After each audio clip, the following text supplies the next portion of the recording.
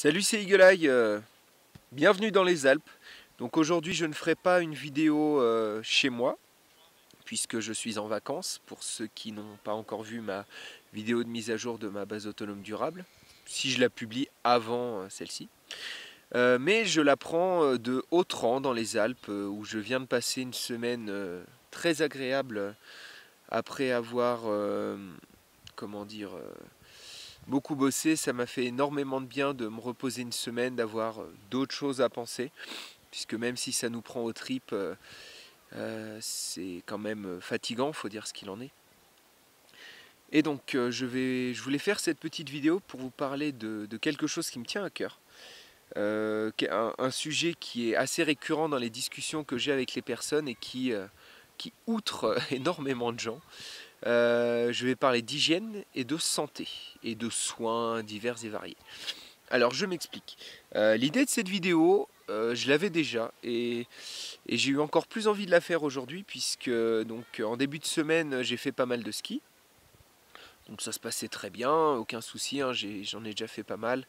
On va dire que je me débrouille bien. Par contre, j'ai voulu m'essayer au snowboard, j'en avais jamais fait. Et bon, je m'en sors relativement bien maintenant. Mais le premier jour, je me suis fêlé une côte. Donc j'étais en train de descendre tranquillement et je suis tombé puisqu'il y a un mec qui m'est rentré dedans. Et je suis tombé la main, voilà, je suis tombé, j'avais la main juste là, à ce niveau-là. Je tombe, tac, et en fait je me suis fêlé une côte. Disons que j'ai pas de radio ou de trucs comme ça, mais, mais j'ai été regarder un petit peu au niveau des symptômes, entre parenthèses, parce que c'est pas une maladie, mais j'ai été regarder un petit peu et visiblement, donc je pense pas que ça soit cassé, ou alors sinon c'est que j'ai une très grosse résistance à la douleur. Mais à mon avis, c'est quand même fêlé puisque quand je respire fort, ça me fait mal. Et je sens bien qu'au niveau de mon torse, au niveau de la côte, ça me fait quand même relativement mal. On va dire que c'est. Je pense qu'une côte cassée, ça doit vraiment faire très mal, parce que déjà là, ça fait. Ça pique. Et encore plus quand on continue à faire du snowboard, qu'il faut se relever, il faut pousser dessus, ça fait mal. Donc voilà. Et donc l'idée de cette vidéo, elle m'est venue de là, puisque j'ai ma femme qui me dit ah là là, mais faut que tu ailles rapidement prendre des antidouleurs, que tu ailles bander ton torse pour pouvoir avoir moins mal. Donc le bandage, j'ai pas dit non. Ça permet de maintenir, ça ne soulage pas, mais ça permet de maintenir. Par contre, pour deux raisons, j'ai refusé de prendre des antidouleurs. Alors, la première, tout simplement, puisque en ce moment, je fais un travail sur moi-même, sur mes peurs, mais également sur la douleur. C'est-à-dire que j'essaye d'apprendre à résister au maximum à la douleur. Et ce que je regrette dans notre société actuelle, c'est qu'on a tendance à prendre beaucoup trop de médicaments, beaucoup trop d'antidouleurs. On ne sait plus ce que c'est que la douleur. Et là, bah, je me suis fait mal. C'est bon, pas totalement ma faute, mais malgré tout, j'ai pris un risque entre parenthèses en voulant faire du snow. Et c'est quelque chose qui a porté malheureusement un coup à mon séjour. Euh, et, euh, et finalement, j'en tire une expérience très positive, puisque même si ça me fait très mal, au bout d'une journée, on va dire, euh, sans trop, sans trop souffrir, ça a commencé à me faire de plus en plus mal. Et là maintenant, donc la douleur est assez importante, mais pas non plus. C'est pas, je veux dire, je vais pas en mourir, hein. Et du coup, bah là maintenant, j'arrive relativement bien à résister à cette douleur. Je m'y suis habitué. Et si je devais rentrer chez moi, aller replanter des poteaux, machiner, ça serait pas un problème.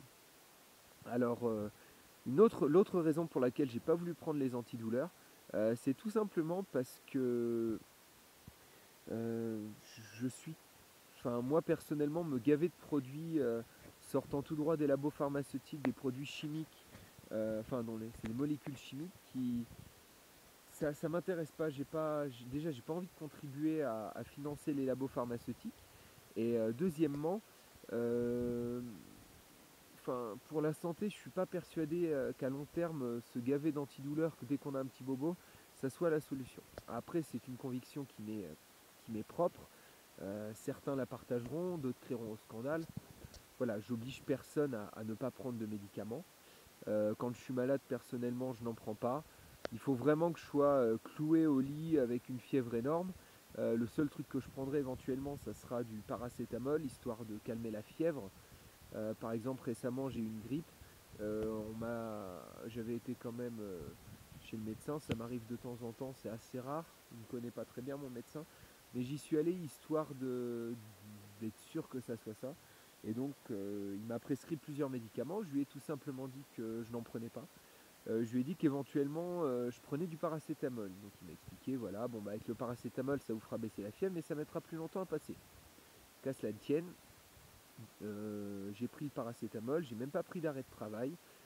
J'ai bossé malade. J'essaye de, comme je vous disais tout à l'heure, j'essaie vraiment de travailler sur la douleur et sur la fièvre, ces choses-là.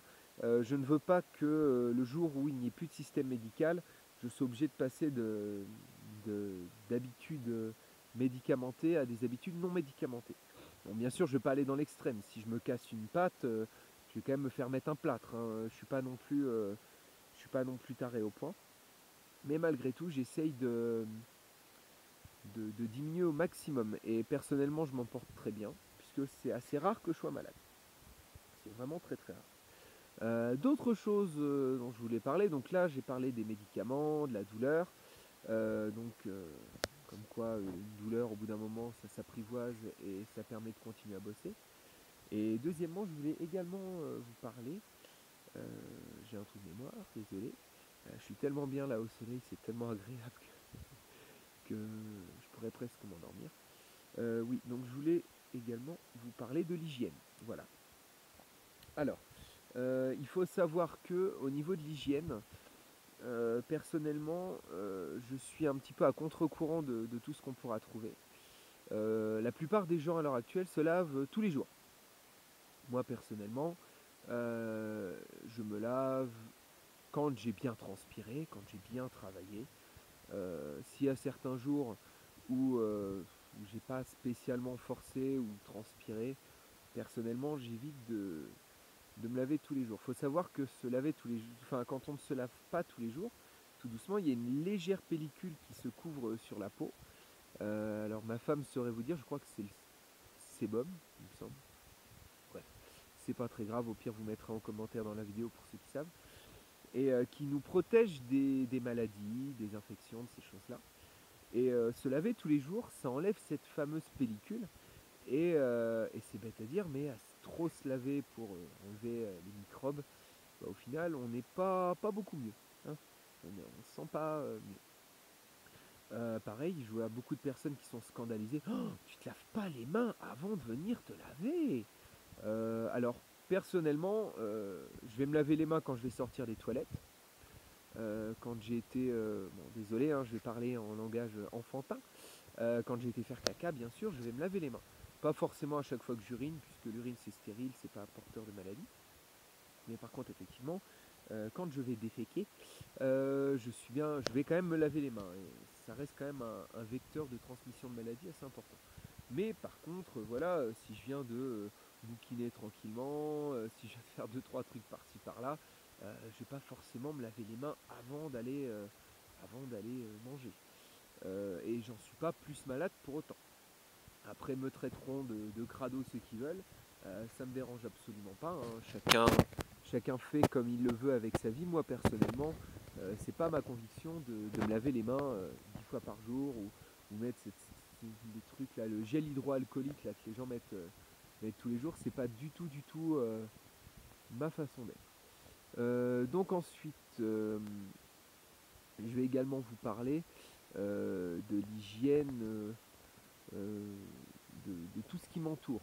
Je ne vais pas être tout le temps à laver les légumes à fond. Je ne vais pas être tout le temps en train de nettoyer ma maison. Ma maison est propre, mais je ne vais pas traquer la moindre bactérie, le moindre microbe, le moindre virus. Personnellement, je suis convaincu qu'on peut travailler son système immunitaire en faisant comme ça, en étant propre, mais pas non plus trop à cheval, ce qui nous permet d'éviter les maladies. Donc là par contre, je ne vais pas pouvoir filmer plus longtemps, donc on va passer à la deuxième partie de la vidéo.